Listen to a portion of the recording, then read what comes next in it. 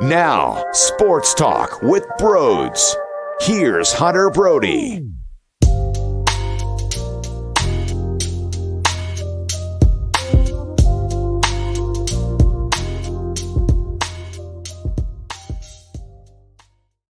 What is going on, everybody? Welcome on into Sports Talk with Broads, Sunday morning, and we're talking about a loss to the Boston Celtics. And you already know where I'm leaning, right? If you listen to the show, you know that I have my sky cam view and then also the breakdown on what this team needs to fix, because there's obvious holes within this squad right now when Joel Embiid goes to the bench, who Tyrese Maxie is, because he's nowhere even close to the Tyrese Maxie that we need. So there's a lot here, right? But at the end of the day, my sky cam view is this team went toe-to-toe with the best squad in the East, and it was a coin flip game. That was nuts, okay? And by the way, the Wells Fargo Center, that place lost its mind when Joel Embiid took the three-quarter court heave at the end. That hit nothing but back iron. Like, that was a swoosh. Nothing but back iron. I couldn't believe it. I was pumped. I was hyped up. It was a good day for me. I took the wife down.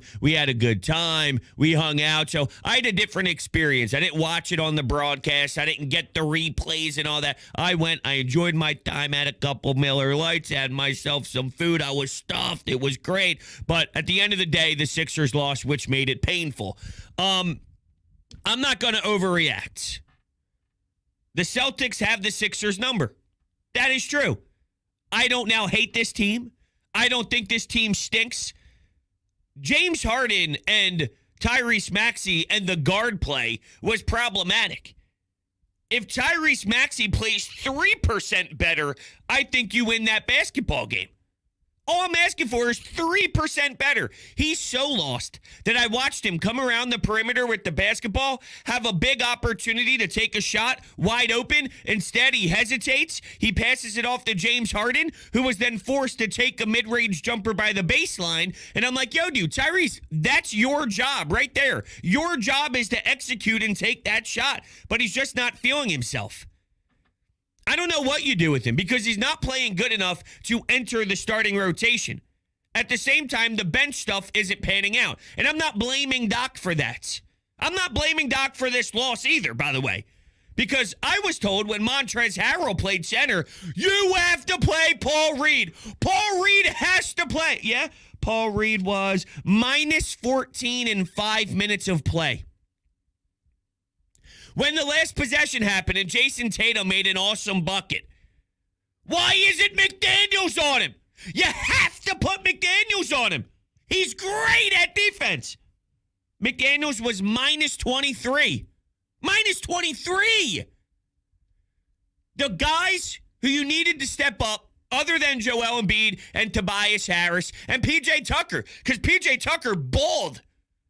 In the second quarter, he had double-digit rebounds. He even made some shots from the perimeter, too. So I thought P.J. Tucker showed a little bit of work. Tobias has been playing well since, obviously, what he did against Memphis, too, coming off of the All-Star break. So it seems like he's finding his rhythm. I'm not worried about James Harden long-term. It definitely wasn't his best night. But I know James Harden is great. And he's played great basketball basically all season long when he was healthy. Maxie's the X factor right now. And it's on Maxie to dig deep. Now, he's a young player. He's very raw. It's not easy to overcome adversity in this league, and he's been open about it. He said, I had a tough week. I was talking to my family, and that's the type of stuff you need to do. But he's clearly right now not the Tyrese Maxey this team needs. If Tyrese Maxey's balling like he was last year, the entire squad is different. You win against the Boston Celtics. I was saying if you get 2 or 3% more, you probably win this basketball game. But I'm talking over the long haul. If Maxey was generating the offense that he was last season, I mean, this team's in a different tier. And I think this team's at probably the second tier. Because I don't think they're on Boston's level. And I told you that they can compete with any team in the league. This showed that. I think Boston's better, but this showed you that this team is right there. It's not as if the Sixers couldn't do anything against Boston. Now, I was pissed watching Al Horford in the third quarter. My God. And then, of course, he even comes up later with the large three. Disgusting, especially after the first half he had. Derek White made some shots. Their players stepped up, even if it wasn't their best day, because Tatum wasn't grooving for all 48 minutes. But what happens to the Sixers when Joel leaves the floor? It's year 75, and we're still having that same conversation. George Niang getting torched by Jaylen Brown. You try to go Harden plus bench. That doesn't seem to work. It's irritating. It's frustrating. That's why I have two levels to this. One, I'm not panicking. I tweeted this out as I was walking from the stadium to my car. Wow, unbelievable game. Couldn't believe that shot went in by Joel Embiid.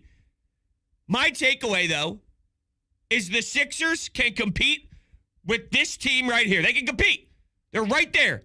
Now, competing's not enough. Like, you need them to get over the hump. I'm not telling you I'm satisfied with them losing. I'm not. But it's this team sucks. Stock has to go. They never, ever, ever will figure it out. They might even lose earlier than we thought in the playoffs. That's what you saw? You watched that game and that's what you saw. I don't get it. Those were two of the best teams in the NBA going head to head. And then the Celtics, who is the first place team in the Eastern Conference, found a way with the big shot.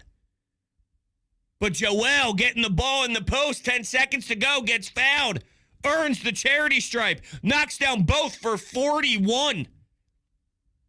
I say this all the time. When you have the superstar, you're always in it. From there, there's things you have to figure out and put the pieces together. The puzzle is not complete. But if you have Joel, that's the start of it all. And I think that he did some great things out there. If these two teams were to ever meet, vision, finding guys, Tobias Harris with a cut, because when you have to put two guys on Joel Embiid, it opens up the floor. Well, we've been talking about that being an issue with Joel for a long period of time. Now it's shifting a little bit. Not a little bit, a lot of it. But if Boston wants to throw another guy his way and he's seeing the floor very well and he's getting his teammates the ball, well, it makes that decision a little bit more difficult, right? Because you can't leave that cut open. You can't leave other guys open. It was a fun, entertaining game from a basketball level. But the questions I have is, what do you do when Embiid's off the floor? Keep in mind, in the postseason, he's going to be off the floor less. There's a difference between your regular season minutes and your postseason minutes. But there's still going to be some time. Dedmon, we got to get him on the floor to see what that acquisition was about. Because right now, between Paul Reed and Montrezl Harrell, you don't have the option. Your best option right now is P.J. Tucker, whether you like it or not. And it's not as bad as you think it is, but that's what it is. My disappointment is how ugly it gets. The drop-off is obvious. You're losing who should be the MVP of the league. Your team is going to look different. It won't run the same. It's going to operate differently. My issue is how brutal it gets. Yo, Maxie, where you at? His defense is always going to cause issues. But you need to find a way internally to maximize your offensive game so there's somewhat of a counterbalance, or there's a counter to it. Yeah, you know what? You are getting torched defensively, but you're giving us 24. You're letting this offense operate.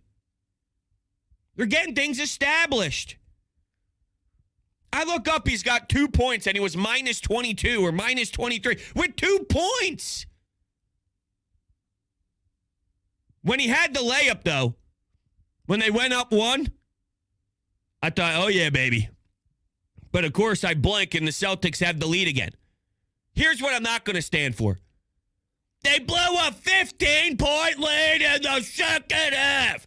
Well, first off, that 15-point lead happened with a couple minutes into the third quarter. So if there was 8 minutes to go in the third, plus the 12 minutes in the fourth, there's 20 minutes of basketball left against the best team in the NBA. How come you're not factoring this part in? The Sixers were down double digits with, 5-6 minutes to go in the fourth quarter and overcame that. It's almost like I'm right when I say that teams are going to go on runs. I don't look at 20 minutes of basketball and go, oh my God, this team is terrible. No, there's so much basketball. There's too much time. But for what the Sixers did to be down double digits with only 6 to go, 6 and change, that's more impressive than coming down 15 with 20 minutes to play. There's some sort of mental adversity Boston has. Until they win games against them, they won't overcome that. What I'm trying to stress is don't let the heartbreaking loss take away from the fact that you just watched the Sixers a half centimeter away from the team they're trying to catch. They're not there yet. Do they have enough on the roster to be there? Because if I'm going to say if Maxie played better, can't you make the argument Jayson Tatum could play better? Because Jayson Tatum wasn't himself. Sure. But if James Harden and Tyrese Maxey play better, I think that do I think they could win in a 7-game series right now? Until I see that, I'm not going to say yes. That's not what I'm trying to sell. And unfortunately, this is where we're at. Nothing matters anymore. I hate this team. Unfortunately, that's the reaction. And I'm very far from that. We know the wing size and what they have on the wing is killer in this matchup. It gets matchup based. You could be a great team that could shred 95% of the league, but there's one team that matches up a little bit better than the rest, causes you some trouble, and that could be the end. The Sixers do have a matchup issue with Tatum and Brown. Is there enough to overcome it if their guard play performs a little bit more? What if Melton doesn't pick up his 4th foul? Because that was definitely damaging and caused a lot of trauma, if you will, for my eyesight.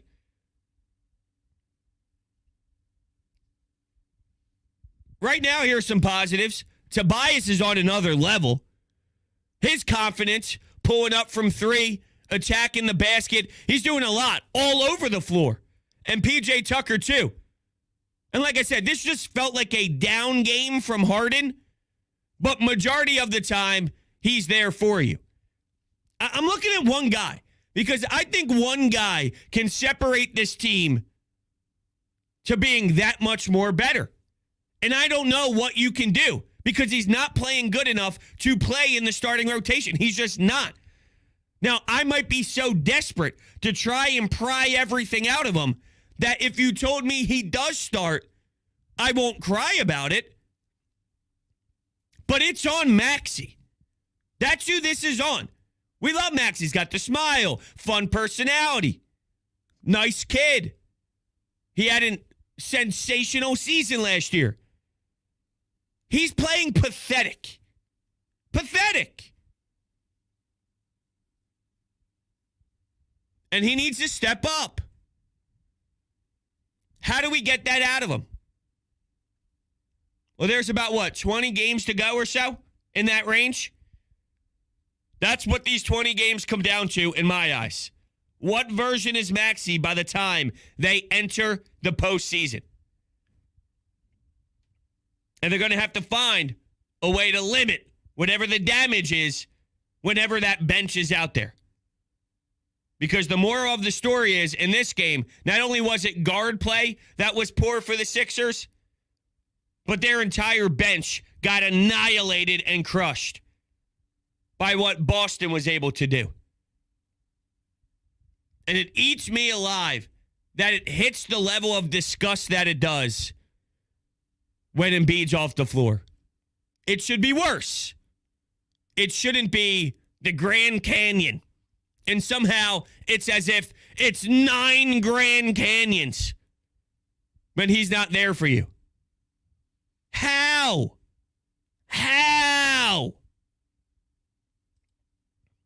Unbelievable. All right. We'll take calls. As you could imagine, the Anytime Hotline was not happy. So let's fire some things off. Broadsman, yo, this is one of the best basketball games I've ever watched in my life. Holy hell. I mean, the Sixers lost and that hurts, in the end. But, oh my God, what a battle to the end. And that game the other night was incredible, and an incredible comeback. They come up short here, but how did they not show on the biggest stage that they are a team that is here to play and to play with the best of them and to go toe-to-toe with them? What an incredible game, man. Awesome. All right. I did not expect that. I am pleasantly surprised. I hope the rest of them kind of feel that way. But that's my overall message. That's my overall thought is, how do the Sixers match up with the Celtics? That's what I wanted to see. And this whole, they haven't beat them all year. The first game of the season on the road, it's hard for me to put a lot of stock into that. Let me know how many teams, game 1 of the regular season, are the same team by game 82. This whole thing is about learning how to play with one another, creating an identity as a team. You're making acquisitions. You're making trades, whether it's before the trade deadline, at the trade deadline. There's a lot of moving pieces. Who you are game 1 is irrelevant to me to who you are entering the postseason. I don't care. So the fact that they played game 1 of the season and you're using that against them right now going, the Celtics are 3-0 against you. I don't care. I don't care what happened game 1 of the regular season. The last loss in Boston, not proud. They were shorthanded, and it was ugly. It was ugly. So far what we have is a sample size versus Boston this year, and it's not good. I think Boston is better. But we have game 1 of a regular season on the road. We have an ugly one, and then we have a coin flip. So game 1, ugly one, coin flip. I see the numbers. I see that the Sixers struggle to defeat this team. That's why we felt as great as we did when Jimmy Butler made that shot and then did the stance. When he made the bucket and he stood there and we acted like we just won an NBA championship, because we know there's a lot of bottled up frustration that when this matchup rolls around, it's a little bit of uncomfortable feelings. I saw more positives than negatives. I saw things I need to work on, but this isn't anything new. Did I need to see this game to know that Maxie needs to pull his head out of his ass? Absolutely not. Did I need to see this game to know that Paul Reed and Montrezl Harrell seems to both be struggling? No. Did I need to see this game to know that the bench, when Joel Embiid is sitting on it and the bench is in the game, that I want to pull my hair out? No. So that was already known. Those are in the known column. What would they look like against this team at home right now, given the All-Star break, given how they played against Memphis, and knowing that there's a big 6-game stretch right after the All-Star break? Show me something. And I got something.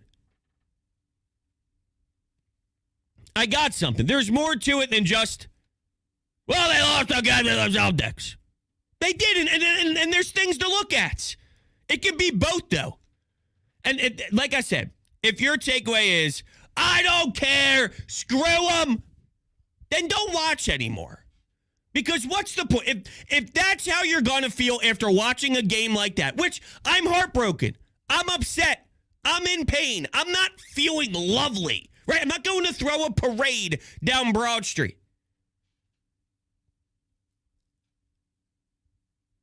It doesn't get much better, though, from like, wow, what the hell was that game? Back and forth. That was playoff basketball-esque. If that doesn't pull the strings of good basketball and fun, you don't like basketball. And I was saying that from the rip. So I would advise not watch it anymore. Here we go. Another call. What's going on, bro? It's Tyler here. Well, I just saw the end of the Sixers game just over, not even 2 minutes ago. Let me start off by saying a great fucking game between both teams. Awesome game on paper and on the screen. I was intrigued, captivated the whole damn game. When it came to the fourth quarter, though, I was annoyed, cursing at my TV because the Sixers were just missing too many balls. Now, it's one thing for a team to play better than you, and the Celtics really did capitalize on the very end of the game, and they played a little bit better than us, but missing your shots is, in my opinion, in basketball, the most important mistake that you must not make when it comes toward the end of the game, maybe even throughout the whole entire game. Every shot you miss is a shot you could have made and a point you could have got for your team. Well, I mean, isn't that the game? Isn't that the game? There's times where you could do everything right, and it's not your night. And then the next game, you could do the same exact thing and make 7 of those shots instead of missing it. I was with you in the beginning. I lost you about the whole shooting a basketball and not making it is the biggest mistake you can make in basketball. That's the sport. I don't really know what to do with that one. I appreciate the phone call, though, but I don't really know how to react to it's a big mistake. It's the game. It's the game. Steph Curry goes 1 for 9 from 3 one night, goes 6 for 9 the next night. And then probably follows that up with 6 of 6, 5 of 8, 4 of 6. But, yeah, I don't know. Next one. Bro, it's Mike Russo here. How can you keep fucking defending this team, Sixers? They can't fucking beat Boston. It doesn't matter if they have Harden, Maxie, Embiid. They're choke artists. They will never. They're always going to play second fiddle to this team. They suck. I doubt they even get out of the fucking first round this year. So stop hyping them up, please. I would hate to live your life. I mean, I'm just being honest. I would hate to live your life. Am I hyping them up, or am I just telling you who they are? You said, quote, they suck. That came out of your mouth. They suck. And some variation of they're going to lose in the first round. I'm here to tell you they don't suck, and they won't lose in the first round. That's what I'm here to tell you. If that's hyping them up, then so be it. But I think it's been pretty consistent. I don't know where they go. I don't know if they win in the second round. I don't know if they make the Eastern Conference Finals. No one's saying that they automatically play the Boston Celtics in round 2. They could play a different team in round 2 and then see the Boston Celtics in the Eastern Conference Finals. And then maybe that's where it all ends for this season. I have no idea. Here's what I do know, though, miserable man.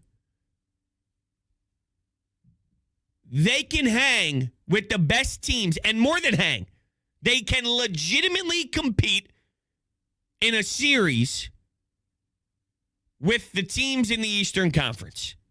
Boston is a step higher than the rest.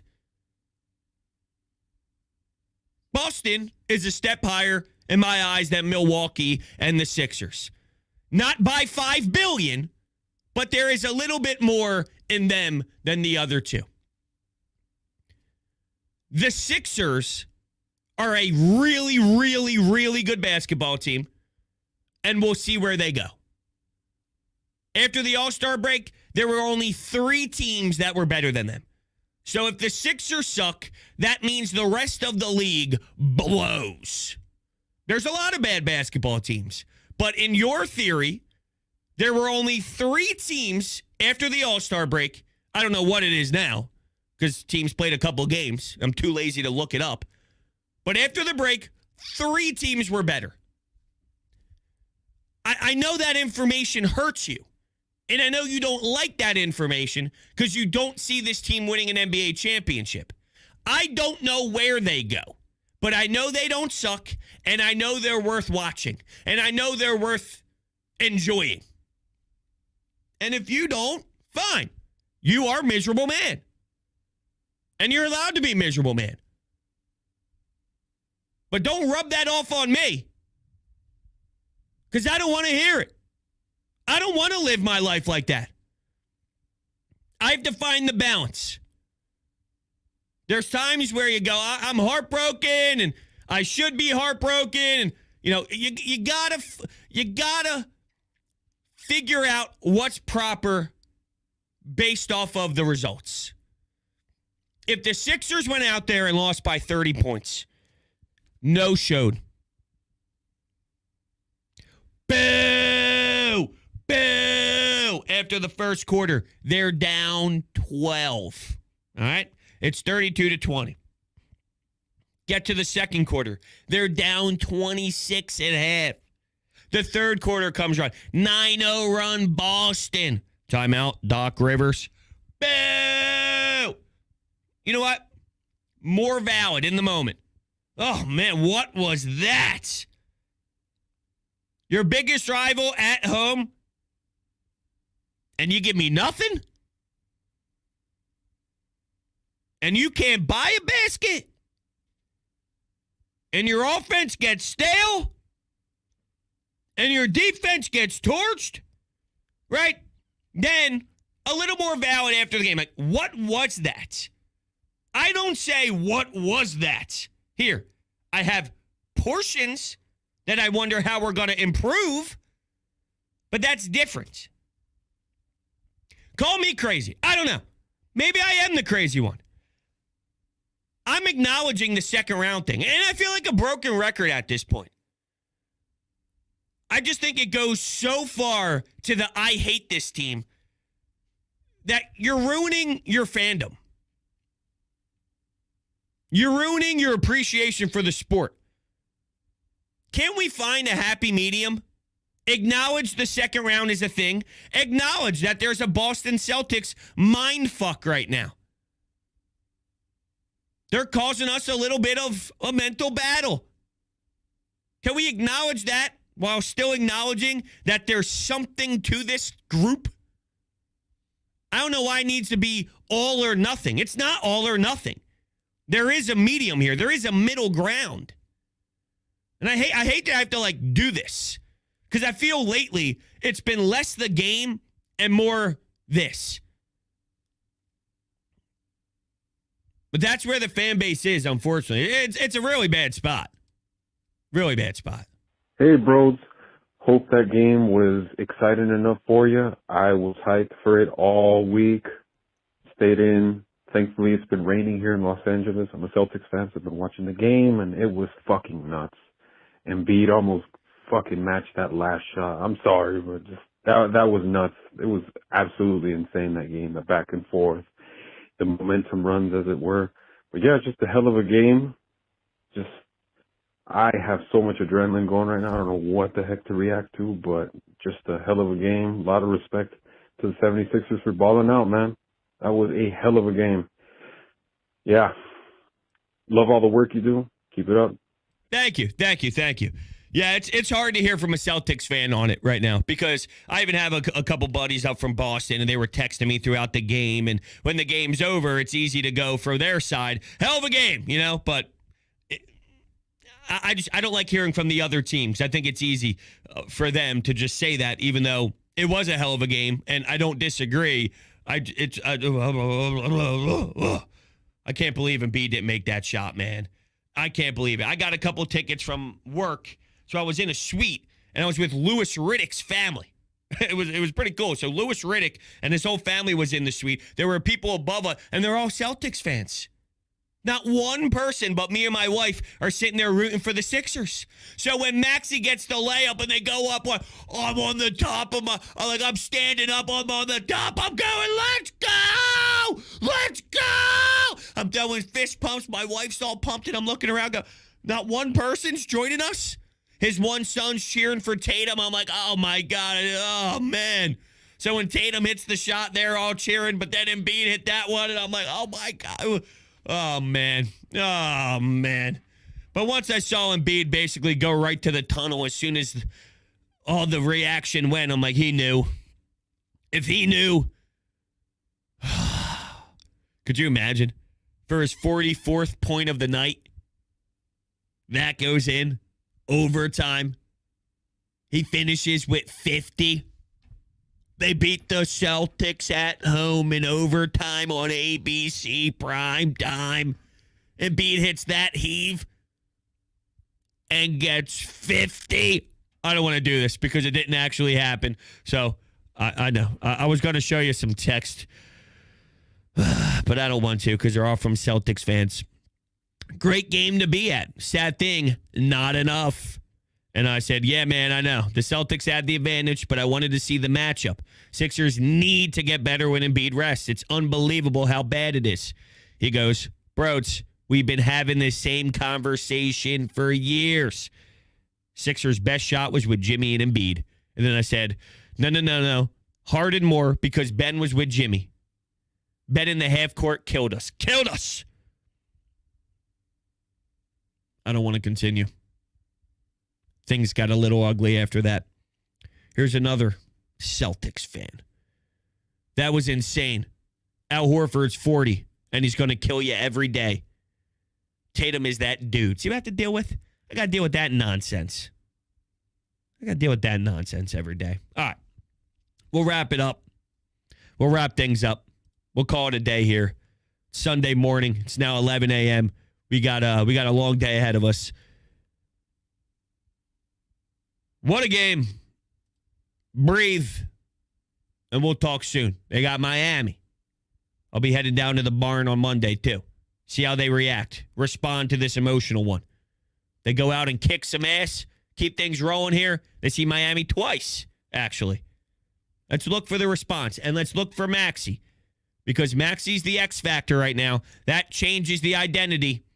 And we need him to pull his head out of his ass. He's just not playing well enough. And it's on him. No one said it was going to be easy. But it's time to respond. All right, guys. Talk to you later.